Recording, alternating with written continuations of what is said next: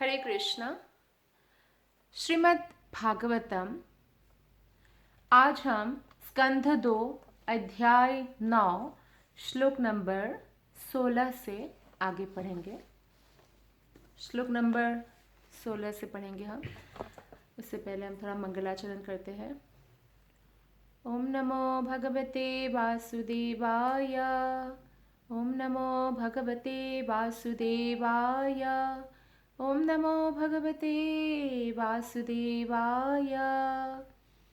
नारायणं नमस्कृत्य नरं चैव नरोत्तमं देवीं सरस्वतीं व्यासं ततो जयमुदीरयेत्।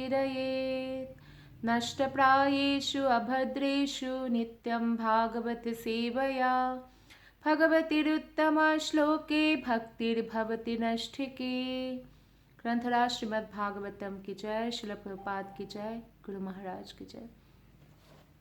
श्लोक नंबर 16 स्कंध 2 अध्याय 9 श्लोक नंबर 16।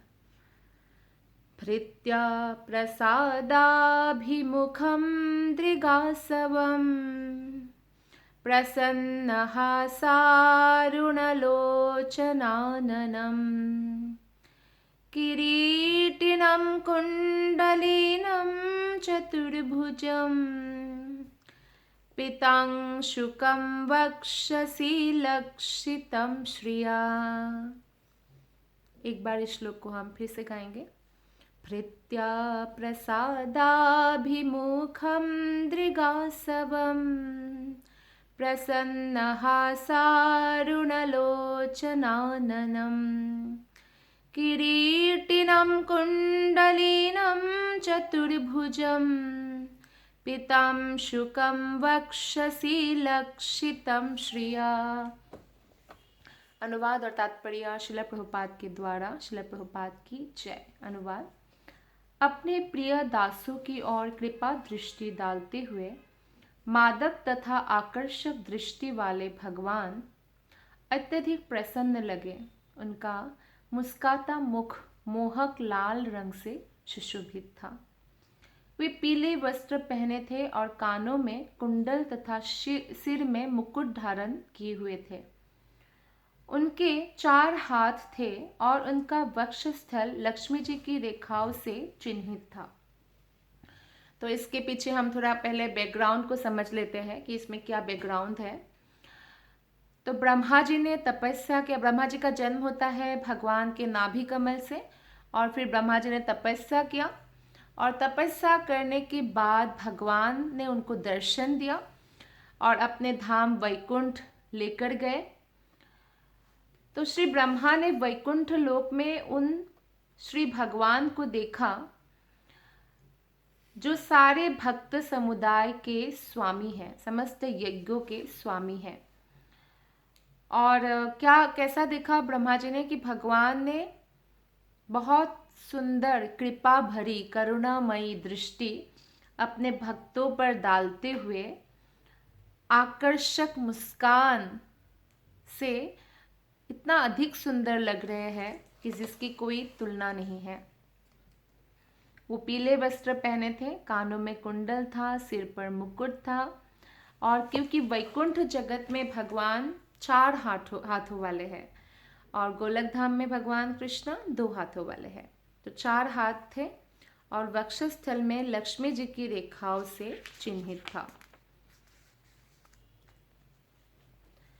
श्लोक नंबर 17। अध्यर्हणीयासनमास्थितं परं वृतं चतुःषोडशपक्षशक्तिभिः युक्तं भगैश्वैरितरत्र चाधुवै स्व एव धामन् रममाणमीश्वरम्। भगवान अपने सिंहासन पर विराजमान थे और विभिन्न शक्तियों से यथा 4, 16, 5 तथा 6 प्राकृतिक ऐश्वर्य के साथ अन्य छोटी एवं क्षणिक शक्तियों से घिरे हुए थे, किंतु वे वास्तविक परमेश्वर थे और अपने धाम में आनंद ले रहे थे। तो भगवान, सारी शक्तियाँ जो आती है भगवान से आती है, और सारी शक्तियाँ भगवान की ही प्रिय सेवक है। भगवान अपने 6 ऐश्वर्यों से युक्त होते हैं। कोई व्यक्ति कितना भी धनी हो जाए, भगवान से धनी नहीं हो सकते हैं। कितना भी शक्तिमान हो जाए, भगवान ही सर्वशक्तिमान है। और कोई भी पहलवान या कोई भी शक्तिशाली व्यक्ति के अंदर अगर शक्ति आती है, वो भगवान द्वारा ही प्रदत्त होता है। भगवान से अधिक प्रसिद्ध कोई भी नहीं हो सकता। भगवान सर्वाधिक प्रसिद्ध है समस्त ब्रह्मांड में, समस्त आध्यात्मिक लोकों में। सबसे सुंदर है भगवान श्री कृष्ण, जो कामदेव की सुंदरता में लोग मोहित हो जाते हैं। ऐसे करोड़ों करोड़ों कामदेवों से भी अधिक सुंदर और कामदेव को भी मोहित करने वाले हैं भगवान। सबसे अधिक ज्ञानी है और सबसे बड़े त्यागी है। ज्ञानी है इसीलिए भगवत गीता जो कृष्ण ने अपने मुख से हमें दिया है, जो वेदों का सारांश है और वेदों से भी अधिक उसमें बताया है भगवान ने, तो इसलिए क्योंकि सबसे बड़े ज्ञानी ही हमें पूर्ण ज्ञान प्रदान कर सकते हैं। हमें भगवत गीता, श्रीमद् भागवतम पूर्ण श्रद्धा से हृदयंगम करना चाहिए। उनके 4 भौतिक सृजनात्मक शक्तियों के लिए क्या है शक्तियाँ? प्रकृति है, पुरुष है, महत्त्व के सिद्धांत है तथा अहंकार। ये भी वहाँ उनकी सेवा करते हैं। उनकी सेवा 16 तत्व भी करते हैं। जैसे 5 तत्व है, पृथ्वी, जल, अग्नि, वायु, आकाश, जिसको पंचभूत कहते हैं, वो भी भगवान की सेवा में निरत रहते हैं, लगे हुए होते हैं। 5 ज्ञानेंद्रिय जो है, 16 तत्व जैसे नाक, कान, आँख, जीभ, त्वचा, ये भगवान की सेवा के लिए है। इसलिए हम इनको भगवान की सेवा में लगाना चाहिए, ना कि इंद्रिय तृप्ति में। और कर्मेंद्रिय है हाथ, पैर, वाणी, मलद्वार, मूत्रद्वार, तो ये सब कर्मेंद्रिय है।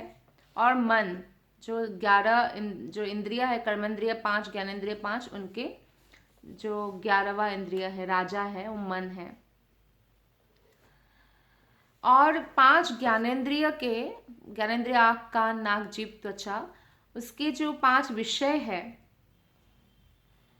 वो विषय है शब्द, स्पर्श, रूप, रस, गंध। कान से शब्द सुनते हैं, स्किन से, त्वचा से स्पर्श करते हैं, आँखों से देखते हैं, नाक से सूंघते हैं, जीभा से स्वाद लेते हैं। तो लघु ऐश्वर्य जो है वो संख्या 8 है, जो अष्ट सिद्धियाँ है, जो कई योगी बहुत साल तक योग का अभ्यास करने के बाद कोई एक सिद्धि प्राप्त कर सकते हैं। लेकिन भगवान के पास अष्ट सिद्धियाँ है और भगवान के शुद्ध भक्त भी उस अष्ट सिद्धियों को ऑटोमेटिकली प्राप्त करते। भगवान उनको ऑटोमेटिकली देते, जैसे कि हनुमान जी के पास अष्ट सिद्धियाँ है, भक्ति करके ही वो प्राप्त कर सकते हैं, लेकिन फिर भी वो सिद्धियों का प्रयोग नहीं करते हैं। तो जीव, यहाँ पे श्रील प्रभुपाद जी बोलते हैं तात्पर्य में, जीव कठिन तप तथा शारीरिक आसनों के द्वारा क्षणिक विलक्षण शक्ति प्राप्त कर सकता है, किंतु इतने से वे परमेश्वर नहीं बन जाता। कई बार क्या होता है, कई सारे जो है योगी सोचते हैं कि हम शायद इतना शक्ति प्राप्त किया, हम शायद भगवान बन जाएंगे, या हमारे जो साधारण मनुष्य है वो कोई ऐसा तो नहीं कर सकते कि आसमान में उड़े, है ना। वो सिद्ध व्यक्ति, सिद्ध योगी ऐसा कर सकते हैं, पानी के ऊपर चलना, ये सब। तो कोई अगर ऐसा अमानवीय कार्य करते हैं तो लोग उनको भगवान मानने लगते हैं। नहीं, वो भगवान नहीं हो जाते हैं। भगवान उनकी तपस्या के कारण वो उनको शक्ति प्रदान करते हैं, और वो भी भौतिक ही माना गया है एक्चुअली। परमेश्वर अपनी शक्ति से ही किसी भी योगी से कहीं अधिक शक्तिमान है, किसी भी ज्ञानी से कहीं अधिक ज्ञानवान है, किसी भी धनी की तुलना में अत्यंत धनवान है, और किसी भी सुंदर जीव की अपेक्षा अत्यंत सुंदर है भगवान। वे सर्वोपरि है, कोई ना तो उनके समान है ना उनसे बढ़कर। अपनी असीम दानशीलता के कारण वे शक्ति के पीछे दौड़ने वाले योगियों को कुछ क्षणिक शक्तियाँ प्रदान कर सकते हैं, लेकिन जो भगवान के शुद्ध भक्त होते हैं उनको अष्ट सिद्धियों की कोई आशा नहीं होती है। वो भगवान से दिव्य सेवा के अतिरिक्त और कुछ भी नहीं चाहते, क्योंकि सेवा में जो आनंद है वो सिर्फ भक्त ही समझ पाते हैं, और भगवान भी प्रसन्न होकर स्वयं को ही भक्त को दे डालते हैं। श्लोक नंबर 18। तद्दर्शनाह्लाद परिप्लुतान्तरो हृष्यत्तनुः प्रेम भराश्रुलोचनः न नाम पादाम्बुजमस्य विश्वश्री यत्पारमहंसेन पथाधिगम्यते। इस तरह भगवान को उनके पूर्ण रूप में देखकर ब्रह्मा जी का हृदय आनंद से आप्लावित हो उठा। जब भगवान ने स्वयं उनका दर्शन दिया, भगवान उनको धाम में ले गए अपने वैकुंठ में, और दिव्य प्रेम और आनंद के कारण उनके नेत्र में प्रेमाश्रु आ गए। भगवान के प्रति प्रेम का भी अश्रु होता है, और ये अश्रु एक्चुअली जो काजल, हम कितना भी काजल लगाए उससे हमारी आंखों की सुंदरता नहीं बढ़ती है। हो सकता है मनुष्य उसको सुंदर दिखे मनुष्य को, लेकिन असली सुंदरता है जब भगवान के लिए अपने आंखों में प्रेम आश्रु हो। वे भगवान के समक्ष नतमस्तक हो गए। जीव परमहंस के लिए परम सिद्धि की यही विधि है। तो अगर हम परमहंस बनना चाहते हैं, परम सिद्धि प्राप्त करना चाहते हैं, तो यही विधि है कि हम भगवान के लिए अपने हृदय में प्रेम डेवलप करें। तात्पर्य में श्रील प्रभुपाद जी ने बताया है, परमो निर्मत सराणाम सताम श्रीमद् भागवत ईर्ष्या से पूर्णतः मुक्त पुरुषों के हेतु है। ईर्ष्यालु व्यक्ति भागवतम की महात्म्य, भागवतम के रहस्य को नहीं समझ सकते हैं। ईर्ष्या शुरू होता है भगवान से ईर्ष्या करने से। व्यक्ति भगवान से भी ईर्ष्या करते हैं कि वो क्यों भगवान, हम क्यों नहीं, वो क्यों भोगता, हम क्यों नहीं, ऐसा ईर्ष्या होता है।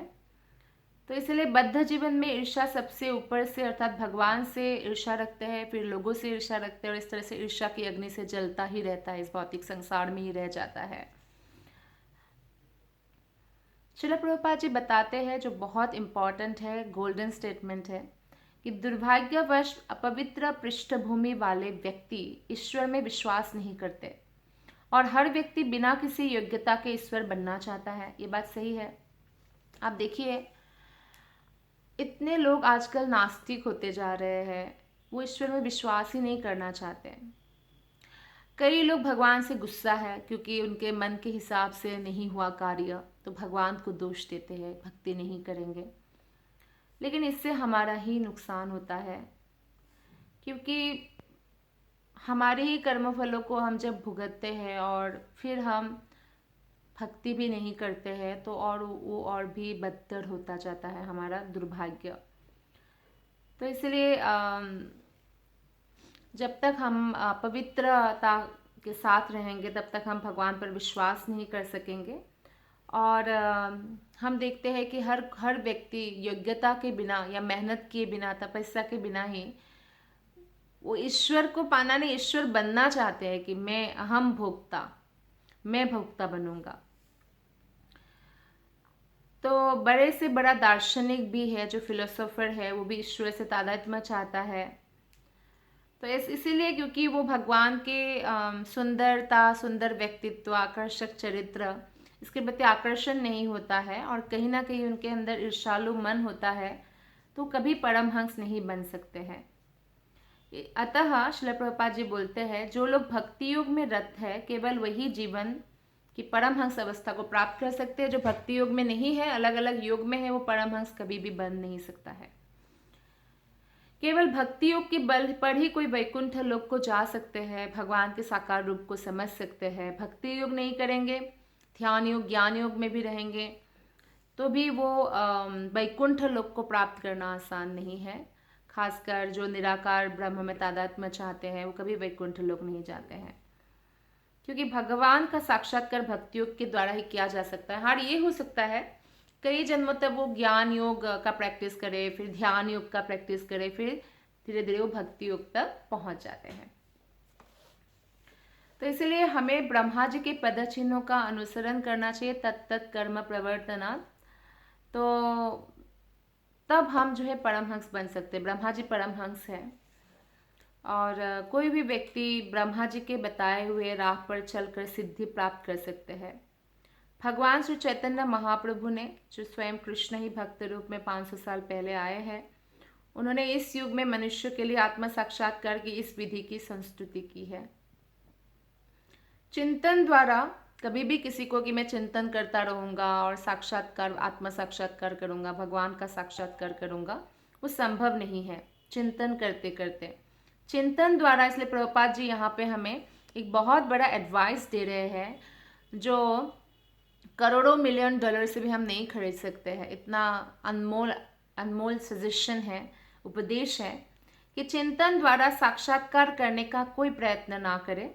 श्रीमद् भागवत गीता से उनके विषय में सुने और फिर श्रीमद् भागवत से सुने। पहले भागवत गीता हमें कंप्लीट करना चाहिए, पढ़ना चाहिए, उसके बाद श्रीमद् भागवतम पढ़ना चाहिए। ऐसे उपदेशों को वो भागवत व्यक्ति से सुने। भागवत व्यक्ति मतलब जिन्होंने भागवत गीता, श्रीमद् भागवतम के राह पर चल रहे हैं और वैष्णव परंपरा को, वैष्णव नियमों को पालन करते हैं, ऐसे व्यक्ति से सुने। पेशेवर कथावाचक, जैसे इतना पैसा लेके हम कथा करेंगे तो पेशेवर कथावाचक होते हैं। कथावाचक ही बहुत लोग इसलिए बनते हैं ताकि वो पैसा कमा सके, या किसी कर्मी से, ज्ञानी से या योगी से ना सुने। योगी मतलब ध्यान योगी, ज्ञान योगी या कर्म योगी, निराकार को जो मानते हैं, भगवान को निराकार मानते हैं, उनसे ना सुने। शुद्ध कृष्ण भक्त से सुने। ज्ञान प्राप्त करने का यही रहस्य है, प्रभुपाद कहते हैं। मनुष्य को सन्यासी बनना आवश्यक नहीं है। श्रील प्रभुपाद जी सन्यासी थे, पर वो कहते हैं कि मनुष्य के लिए ज़रूरी नहीं है कि वो सन्यासी बने। वो अपनी वर्तमान अवस्था में बना रह सकता है, किंतु उसे भगवत भक्त की संगति हमेशा करना चाहिए। हमेशा भक्तों की संगति ढूंढनी चाहिए। हम जिसकी संगति करते हैं उसी के जैसा बन जाते हैं। और श्रद्धा और विश्वास के साथ भगवान की दिव्य कथा हमें सुनना चाहिए। भगवान का एक नाम है, भगवान के बहुत सारे नाम हैं, उसमें से एक नाम है अजित। अजित का मतलब होता है कि जिसको कोई जीत नहीं सकता। तो हमें अंदर से सन्यासी बनना चाहिए। अंदर से सन्यासी का मतलब है कि हम भगवान के प्रति पूर्णतया, सन्यासी का क्या होता है नेचर, सन्यासी हमेशा भगवान के प्रति पूर्ण समर्पित होते हैं। उनका एक और एक सिर्फ भगवान होते हैं, उन पर ही उनका पूर्ण विश्वास होते हैं। तो ऐसे हमें विश्वास रखना चाहिए। भगवान का एक नाम है अजित, यानी जिसको कोई जीत नहीं सकता, लेकिन परमहंस द्वारा वो जीते जा सकते हैं। और जैसा कि परम गुरु ब्रह्मा जी ने करके दिखाया, ब्रह्मा प्रथम जीव है, उन्होंने करके दिखाया, उन्होंने भगवान का हृदय जीत के दिखाया अपने भक्ति से। ब्रह्मा ने स्वयं इस परमहंस पंथा को श्रीमद् भागवतम 10वें स्कंध में 14वां अध्याय के 3 नंबर श्लोक में अपने शब्दों में इस प्रकार बताया है। ज्ञाने प्रयासा मुदपास्य नमन्त एव जीवन्ति सन्मुखरितं भवदीयवार्तं स्थाने चितः श्रुतिगतं तनुवां मनुर्भिः प्रायशोजित जितोप्यसीतेष्टिलोक्यम। हे भगवान कृष्ण, जो भक्त परमात्मा के अस्तित्व में मिल जाने के उद्देश्य से चिंतन मार्ग का त्याग कर, चिंतन मार्ग क्या है, सोचते रहना, और जैसे कि ज्ञान योगी लोग ज्ञान अर्जन करेंगे अलग अलग सोर्स से और सोचते रहेंगे, सोच सोच के भगवान को प्राप्त करने की कोशिश करेंगे। तो उस चिंतन मार्ग को हमें त्याग देना चाहिए।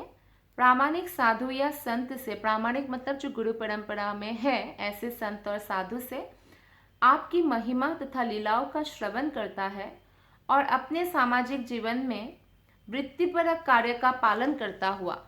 तो ये बहुत महत्वपूर्ण है। वृत्तिपरक कार्य मतलब आप अगर नौकरी चाकरी कर रहे हैं, वो करता हुआ, ब्रह्मा जी बोल रहे हैं कि जो भी कार्य आप कर रहे हैं तो उसको करता हुआ सामाजिक जीवन में तो निष्कपट जीवन व्यतीत करता है, वो आपकी कृपा और दया को जीत सकता है यद्यपि आप अजीत हैं। यानी जो प्रभुपाद ने बोला कि संन्यास लेना कोई कंपलसरी नहीं है कि आप संन्यास ही लें। आप किसी भी अवस्था में हैं, आप नौकरी करते हैं या आप कुछ भी बिजनेस करते हैं, आप भक्ति करके भगवान को जीत सकते हैं। यही यहाँ पे कहने का तात्पर्य है, जो ब्रह्मा जी ने भी पुष्टि किया है। तो अभी हम वो श्लोक पढ़ने जा रहे हैं जिसमें भगवान नारायण ब्रह्मा जी के साथ हैंडशेक करते हैं। और ये श्लोक एक्चुअली मैंने जब मेरे गुरु महाराज से ये श्लोक उन्होंने एक्सप्लेन किया था, तब मेरे हाथ में, मतलब घर में था श्रीमद् भागवतम, कथा में नहीं था, तो उन्होंने यही वर्ड यूज़ किया था कि भगवान ने ब्रह्मा जी के साथ हैंडशेक किया। हैंडशेक वर्ड सुनकर मुझे ऐसा लगा कि हैंडशेक वेस्टर्न चीज़ है, इंडियन तो है नहीं ये कल्चर। तो कहा ये सच होगा, ऐसा कुछ भावना आई थी मेरे मन में। तो फिर मैं घर में जब आई, फिर मैंने ऐसे ही भागवतम का, क्योंकि कई बार मैं ऐसे पढ़ती हूँ कि कोई भी पेज पढ़ लेती हूँ तो बीच में से ऐसे खोल लेती हूँ।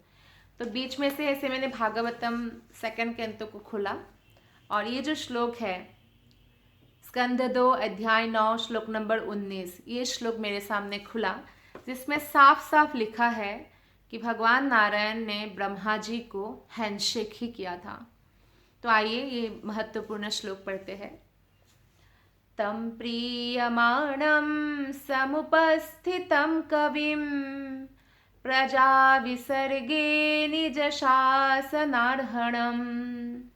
बभाषयिषत्स्मितशोचिषा गिरा प्रियः प्रियं प्रीतमनः करिस्पृशन्। तो यानी ये सब ओरिजिन जो है हमारे ही वैदिक कल्चर से है, लेकिन ये बहुत ही स्पेशल लोगों को किया जाता है। जैसे बहुत बड़ा मित्र हो तो उनको हैंडशेक किया जाता है। तो यहाँ पे ब्रह्मा जी भगवान नारायण के ऐसे तो पुत्र है पर साख्य भाव है, जैसे मित्र का भाव है, इसलिए हैंडशेक किया। और कभी भी जो प्रामाणिक परंपरा में गुरु है, जैसे हम बिलोंग करते हैं ब्रह्म गौड़ीय वैष्णव संप्रदाय से, ब्रह्म मध्वा गौड़ीय वैष्णव संप्रदाय जो ब्रह्मा जी से शुरू हुआ है संप्रदाय। तो उसमें जो भी गुरु है वो कोई भी बात ऐसे ही नहीं बोलते, मन से मनमानी ढंग से नहीं बोलते। जब मैं ये श्लोक घर आते ही मैंने देखा, मैं एकदम रोंगटे खड़ी हो गई and I was so surprised. And मुझे बहुत दुख हुआ कि मेरे मन में ये भावना आई कि शायद हैंडशेक नहीं किया होगा, तो ये ऐसे ही बोले होंगे शायद गुरु महाराज जी ने कि ये दिखाने के लिए कि आत्मीयता है। तो ऐसे सोचना भी एक्चुअली ठीक नहीं है। प्रामाणिक गुरु जो भी बोलते हैं उसको तुरंत स्वीकार करना चाहिए। तो ये शिक्षा मुझे प्राप्त हुआ, क्योंकि कोई भी प्रामाणिक वैष्णव अपने मनमानी ढंग से कोई क्रिएटिविटी यूज़ करके कुछ नया नया बातें नहीं बोलते हैं। वो शास्त्र में जो है एज इट इज़ बोलते हैं। श्रील प्रभुपाद की भगवत गीता पूरे विश्व में 100 से भी अधिक लैंग्वेज में ट्रांसलेशन हो चुका है और सबसे बेस्ट सेलिंग बुक हमेशा से रहा है। क्यों? क्योंकि वो बुक जो भी पढ़ते हैं तुरंत भक्त बनते हैं, क्योंकि उन्होंने जो कृष्ण ने अर्जुन को बोला उसको तोड़ मरोड़े बिना, जो गुरु परंपरा से वो कथा, वो एक्सप्लेनेशन चली आ रही है, उसी को प्रस्तुत किया। अपने मन से कुछ मसाला लगा के ऐसे कभी भी प्रस्तुत नहीं करते प्रामाणिक गुरु। और ना ही प्रामाणिक गुरु को इसकी कोई परवाह होती है कि किसी शिष्य को उनको खुश करना है ताकि धन आए, ऐसी कोई भी उनके अंदर भावना नहीं होती है। वो इसलिए बिना परवाह किए उस सत्य को सामने रखते हैं। प्रभुपाद जब अमेरिका गए, अमेरिकन लोगों के लिए 4 नियम पालन करना असंभव जैसा था। मांस नहीं खाना, नशा नहीं करना, जुआ नहीं खेलना, अवैध यौन संबंध नहीं करना। लेकिन प्रभुपाद ने कोई कंप्रोमाइज़ नहीं किया, उनके सामने एज इट इज़ चीज़ों को रखा। यहाँ तक कि मांस के साथ साथ जो तामसिक चीज़ें हैं, प्याज, लहसुन, मसूर की दाल, उनका भी परित्याग किया। अंग्रेजों ने किया, अमेरिकन लोगों ने किया, ऑस्ट्रेलिया, जापानीज, सब लोगों ने किया। नशा के साथ साथ चाय कॉफ़ी में भी जो न्यूनतम नशा होता है, निकोटीन और कैफीन, उसका भी परित्याग किया लोगों ने। इंडियन नहीं थे वो लोग, लेकिन किया। जुआ परित्याग किया। गैम्बलिंग बहुत आम बात है वहाँ कैसीनो वगैरह में जाना। और अवैध यौन संबंध की तो बात ही मत पूछिए कि कितना ज़्यादा है, तो उसका भी परित्याग किया। इसका मतलब कि प्रामाणिक गुरु जो भी वाक्य बोलते हैं वो शास्त्र के आधार पर बोलते हैं और वो बहुत कॉन्फिडेंट होते हैं और किसी भी कीमत पर उससे वो कंप्रोमाइज़ नहीं करते हैं। तो भगवान ने, इसका अर्थ है, इस श्लोक का जो महत्वपूर्ण श्लोक है, इसका ये अर्थ है। अनुवाद और तात्पर्य श्रील प्रभुपाद के द्वारा। श्रील प्रभुपाद की जय। भगवान ने श्री ब्रह्मा को अपने समक्ष देखकर उन्हें जीवों की सृष्टि करने तथा जीवों को अपनी इच्छा अनुसार नियंत्रित करने के लिए उपयुक्त पात्र समझा। इस प्रकार प्रसन्न होकर भगवान ने ब्रह्मा से कुछ हंसते हुए हाथ मिलाया और उन्हें इस प्रकार से संबोधित किया। तो ब्रह्मा जी ने भगवान को संतुष्ट कर दिया था अपने तपस्या से।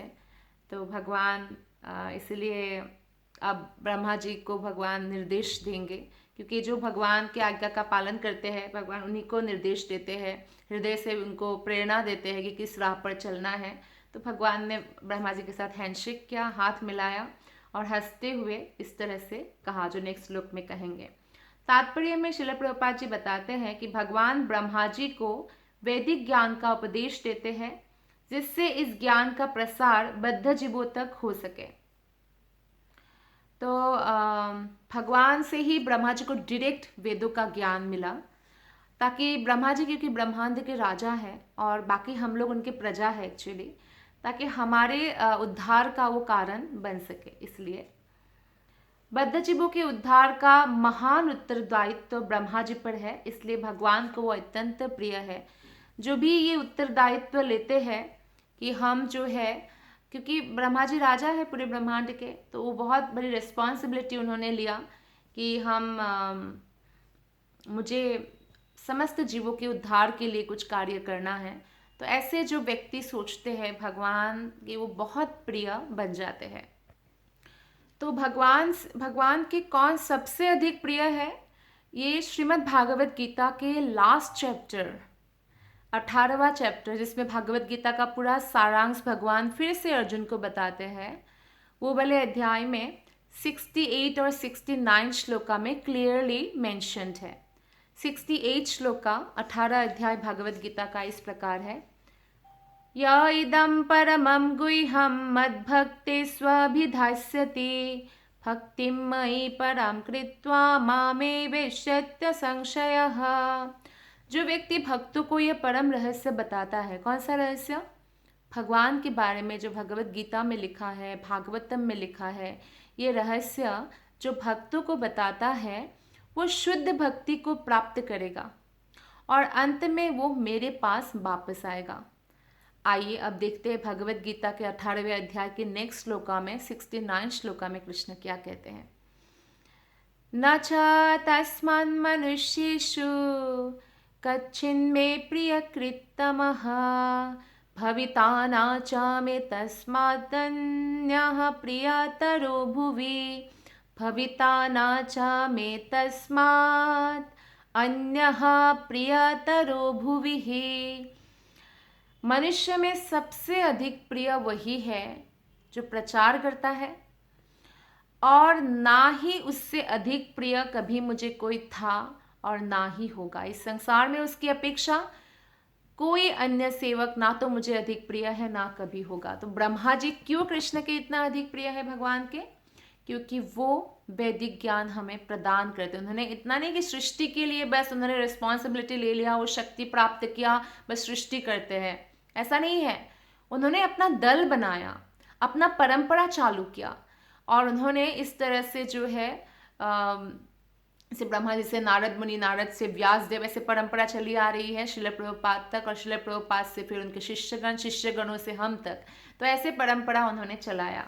तो इसलिए अगर हम लोग भगवान के बारे में जब दूसरे लोगों को बताते हैं, ज़रूरत नहीं है कि आप पांडाल प्रोग्राम ही करेंगे और कथा करेंगे तभी कृष्ण प्रसन्न होंगे। 1-to-1 भी हो सकता है आप अपने घर के किसी सदस्य को भगवान के बारे में बता रहे हो तो भी आप कृष्ण के प्रिय बन जाएंगे।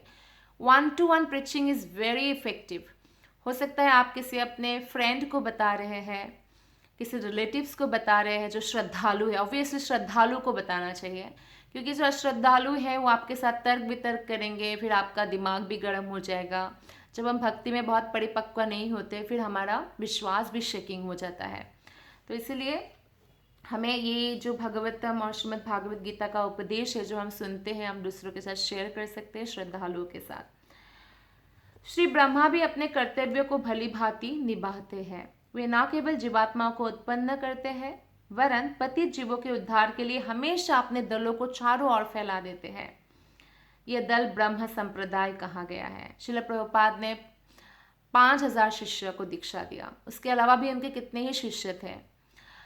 तो सभी को पूरे विश्व में फैला दिया, जैसे ब्रह्मा जी करते हैं, उनके परंपरा के सारे लोग यही करते हैं कि सबके अंदर भगवान के प्रति भक्ति बढ़े, प्रेम बढ़े, और ताकि वो भगवत धाम वापस जाए, बार बार यहाँ जन्म लेके कष्ट ना पाए। तो ऐसा व्यक्ति कृष्ण के बहुत प्रिय होते हैं। तो ब्रह्म संप्रदाय के लोग आज भी पतित जीवों का उद्धार करके भगवान के धाम भेजने में संलग्न हैं। भगवान अपने अंशों को वापस पाने के लिए हमेशा उत्सुक रहते हैं। कौन माँ बाप चाहते हैं कि बच्चा, उनका छोटा सा बच्चा जो है घर छोड़कर चला जाए। तो भगवान के लिए हम उनके छोटे से बच्चे जैसे हैं। भगवान हमेशा वेट करते हैं कि हम कब वापस आएंगे, कब हम उनकी ओर मुंह मुंह करेंगे और दुनिया की ओर मुंह मोड़ेंगे। मीन्स हम भौतिक फल को भोग करना कब छोड़ेंगे और भक्ति करेंगे। जो पतितों को भगवान के धाम ले जाने का कार्य करता है, उन्हें उससे अधिक प्रिय कोई अन्य नहीं है कृष्ण को। तो अगर हम भगवान के प्रिय बनना चाहते हैं तो हमें किसी ना किसी प्रकार से या न किसी प्रकार है ना लोगों को भगवान के प्रति जागरूक बनाने का प्रयत्न करते रहना चाहिए। इसमें हम पास हो रहे हैं, फेल हो रहे, भगवान वो नहीं देखते। भगवान हमारा प्रयास देखते हैं कि कितना जेन्युइनली, कितना सच्चे हृदय से हम वो प्रयास करते जा रहे हैं लोगों की भलाई के लिए। ब्रह्म संप्रदाय का कोई भी व्यक्ति जो भगवान के संदेश का उपदेश देता है भगवान को प्रिय है, और ऐसे ही प्रामाणिक भक्ति संप्रदाय के प्रचारक से प्रसन्न होकर भगवान उनसे हाथ मिलाते हैं। श्लोक नंबर 20 में अब भगवान बोलेंगे ब्रह्मा जी से। श्री भगवान उवाच त्वयाहं तोषितः सम्यग् वेदगर्भासि सृक्षया चिरं भृतेन तपसा दुष्टोषः कूटयोगिनम्।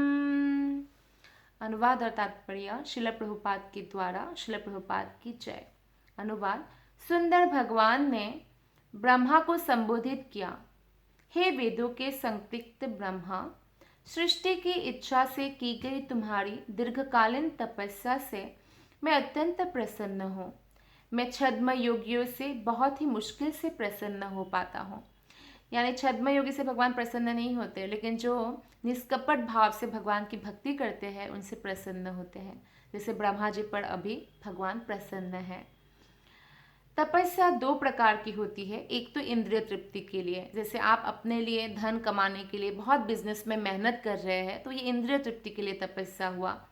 दूसरा तपस्या होता है आत्म साक्षात्कार के लिए, जैसे आप भक्ति के लिए बहुत प्रयास कर रहे हैं, विधि विधानों को श्रद्धापूर्वक पालन कर रहे हैं, हरि नाम का 16 माला रोज जप कर रहे हैं, तो ये हुआ आत्म साक्षात्कार हेतु तपस्या। ऐसे अनेक छद्म योगी हैं जो अपने इंद्रिय तृप्ति के लिए कठिन तपस्या करते हैं, जैसे कि हिरण्यकशिपु था। हिरण्यकशिपु ने जितना कठिन तपस्या किया वो एक भक्त के लिए भी मुश्किल है। वो बहुत डिटरमाइन थे, लेकिन उन्होंने तपस्या से क्या मांगा? ब्रह्मा जी से अमर होने का वरदान, जो अमर कोई हो नहीं सकता। तो उनकी इतनी तपस्या का क्या लाभ हो गया? बाद में तो वो मर ही गए। लेकिन प्रहलाद ने ऐसी कोई कठिन तपस्या नहीं की। उन्होंने बस हर समय नारायण नारायण नारायण जप करते थे, भगवान पर पूर्ण सरेंडर थे। तो फिर भगवान उनके लिए नरसिंह रूप लेकर आए। कोई तपस्या के बिना ही इतना खास भगवान को प्राप्त किया। जो भक्ति योग में रहते हैं उनको बहुत कठिन तपस्या इसलिए नहीं करना होता, क्योंकि वो आत्म साक्षात्कार के लिए तपस्या करते हैं।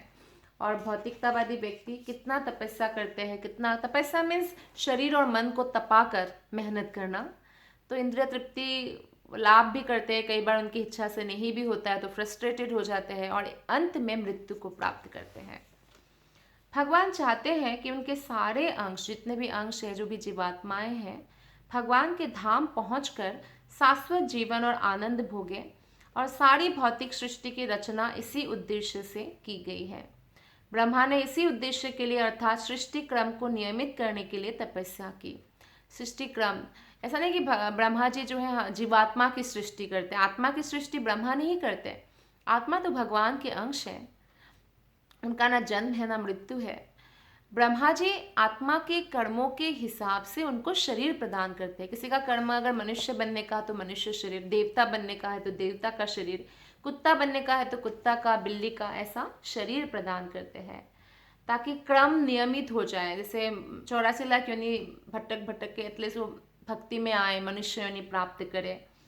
तो इसीलिए जो है भगवान को इस प्रकार वो प्रसन्न करते हैं ताकि वो लोगों को फैसिलिटेट करते हैं, आत्माओं को, कि क्रम से वो विकसित होकर मनुष्य योनि में आके उपदेश ग्रहण करे ब्रह्मा जी का, भगवान का, और भगवत धाम वापस जाए।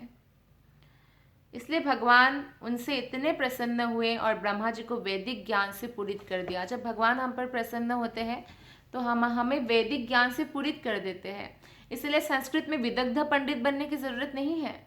अगर आप पूरी तरह से भगवान के प्रति समर्पित हैं और प्रामाणिक जो है संप्रदाय में गुरु के द्वारा निर्देशित आज्ञाओं को पालन करते हुए भक्ति कर रहे हैं, तो बिना संस्कृत जाने ही कोई भी वेदों की समस्त ज्ञान को आत्मसात कर सकते हैं। भक्ति विनोद ठाकुर कितने बड़े महापंडित थे, शास्त्रों का इतना ज्ञान था, पर उनके संतान भक्ति सिद्धांत सरस्वती ठाकुर को उन्होंने बोला कि वो गौड़ किशोरदास बाबा जी से दीक्षा ले। वो भी तो दे सकते थे, वो भी तो गुरु है। उनको सातवां गोस्वामी, वृंदावन के 6 गोस्वामी कितना महान है, जो 500 साल पहले उन्होंने कितना कुछ भक्ति के लिए किया, सातवां गोस्वामी माना जाता है। पर उन्होंने अपने पुत्र को बोला गौड़ किशोरदास बाबा जी।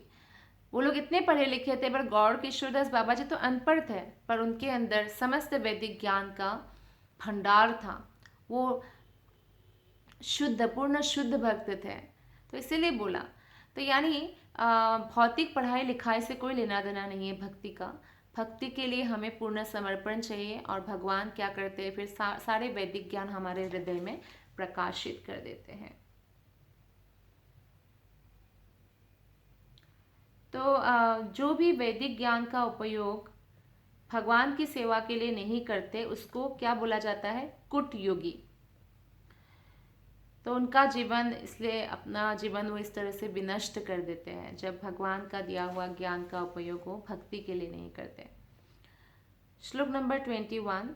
वरम वरय भद्रम ते वरिशम माभिवंचितम ब्रह्मश्रेयः परिश्रामः पुंसां मद्दर्शनावधिः।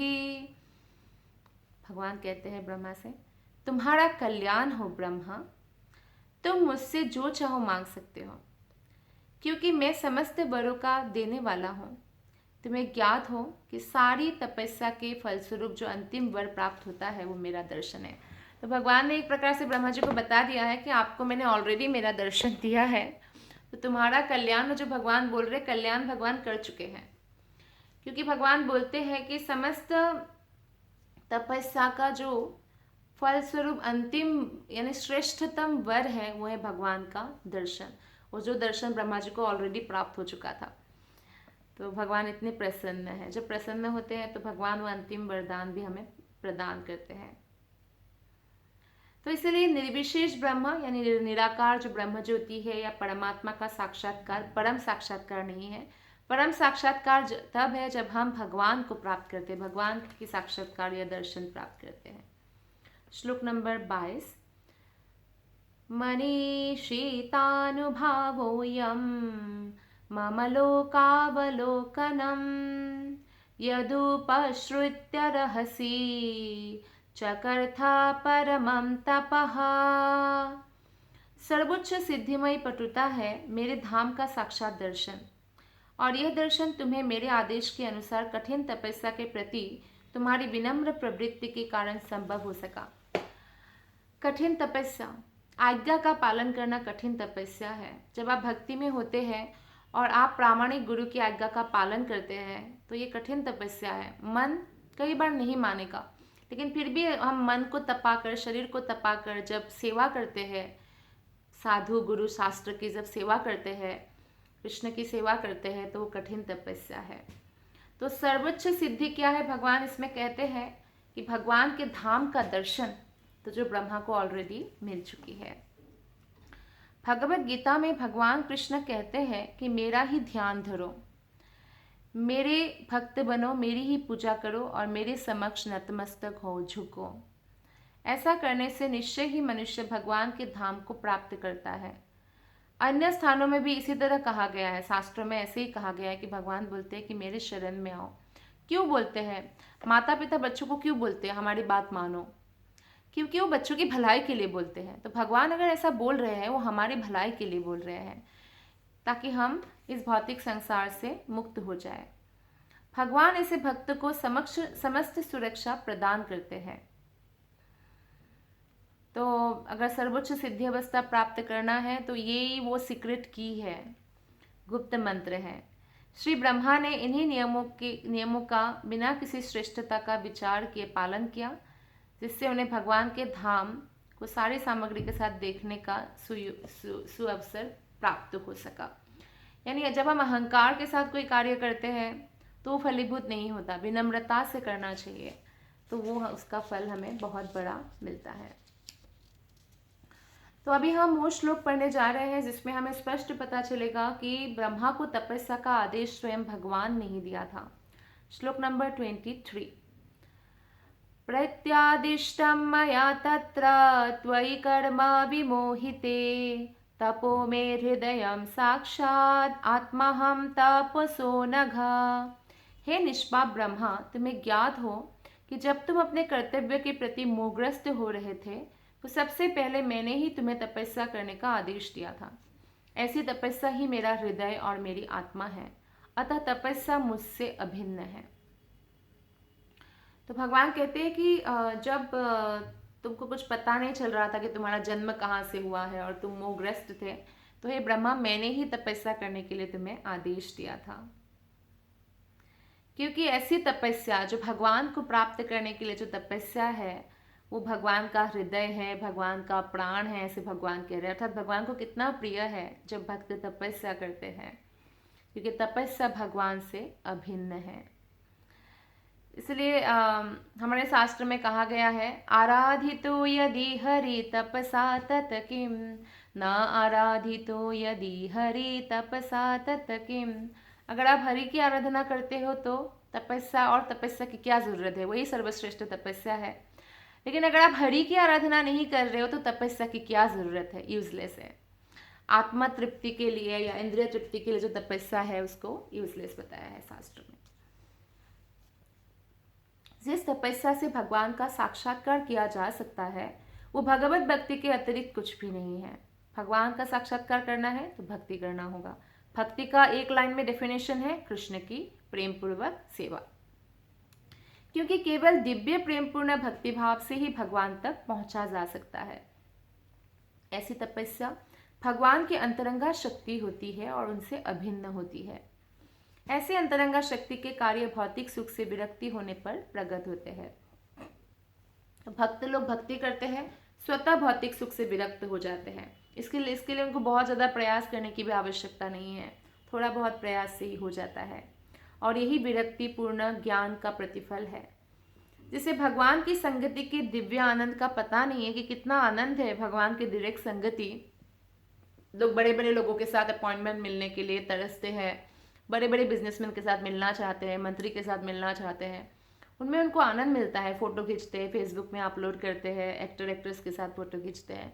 तो सोचिए भगवान से मिलने का कितना बड़ा आनंद होगा। जिसको इसका पता नहीं है वही मूर्खता बस क्षणिक भौतिक सुख की कामना करते हैं या भौतिक इच्छाएं रखते हैं।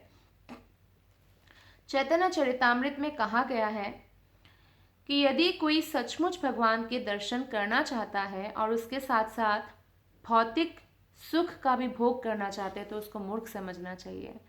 क्योंकि अगर वो भौतिक सुख ही भोगता रहेगा तो वो भौतिक जगत में ही रह जाएगा। भगवान के धाम कब जाएगा वो? आध्यात्मिक जो दिव्य सुख है, जो भौतिक सुख उसके सामने कुछ भी नहीं है, नगण्य है, वो उस सुख के बारे में कब जानेगा?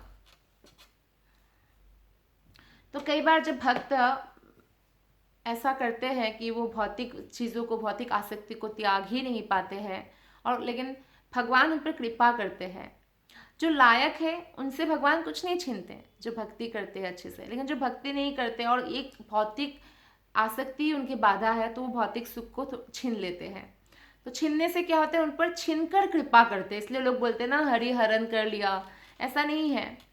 तो भगवान उन्हीं से छीनते नहीं। तो आप देखिए, युधिष्ठिर को महाराजा बनाया, प्रहलाद को हिरण्यकशिपु को मारकर प्रहलाद को राजा बनाया, रावण को मारकर विभीषण को राजा बनाया, है ना, ध्रुव महाराज को राजा बना दिया।